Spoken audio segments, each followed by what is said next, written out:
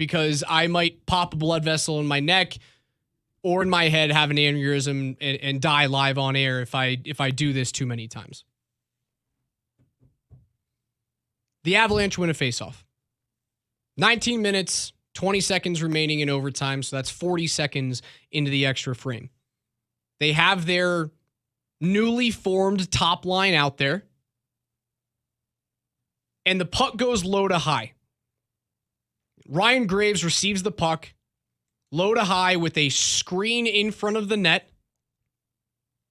Mikko Rantanen cutting to the right side post and showing his backhand. And 4 Vegas defenders inside the dots in between Graves and Marc-Andre Fleury, who's being screened. So all of that is happening in front of the puck carrier, Ryan Graves, on the right side of the offensive zone. What you don't see is Nathan MacKinnon at the top of the slot, teed up for a one-timer on his off-wing right-handed shot.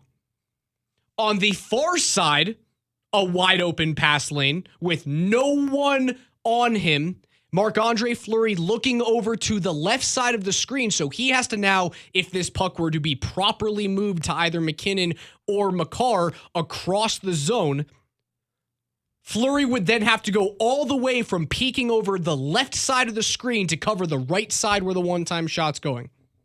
Instead of those two plays, instead of teeing up the best player on the planet for a one-time opportunity, instead of teeing up the best defenseman, the best young defenseman in the National Hockey League for a one-time opportunity, the puck carrier decides to shoot a weak wrist shot through 5 bodies. 4 Vegas bodies and 1 burgundy and blue jersey, and hope it does something. So that's the first. Nothing. You lose. Thank you, Gene. Good day, sir. It's a bold strategy. Thank you, Gene. That shot gets blocked, and then wait. Even though a miserable hockey decision is made right there, you get an opportunity to fix it because the blocked shot hits a shin pad and comes right back out to Graves' stick. And as I'm watching this paused frame right now, Graves loads up for another wrist shot. MacKinnon is now on the far side of the zone near the blue line, near the Avalanche bench, teed up for a one-timer yet again. Not only is that pass open, but there's also a seam for Cale Makar, who's waiting on the blocker's side face-off dot.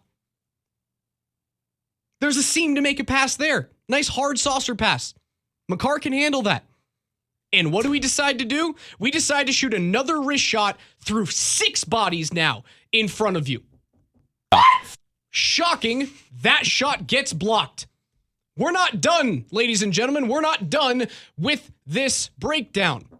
Once that shot gets blocked, Graves starts drifting towards the Avalanche bench laterally. And as a defenseman, as a National Hockey League defenseman, you're always counting jerseys. You're always counting jerseys. Like a special teams player in football, you're always trying to count to see, do we have the amount of guys on the field that we need? As a defenseman in the NHL, you're always counting jerseys because if you don't see 5, that means someone is behind you. And that someone was Mark Stone. Because once that second shot gets blocked, Graves needs to get on his freaking horse and get back to the middle of the ice and start damage control. And he just admires this wrist shot for no reason. I don't think he admired it. I think he realized I think he even was like, damn, that was dumb.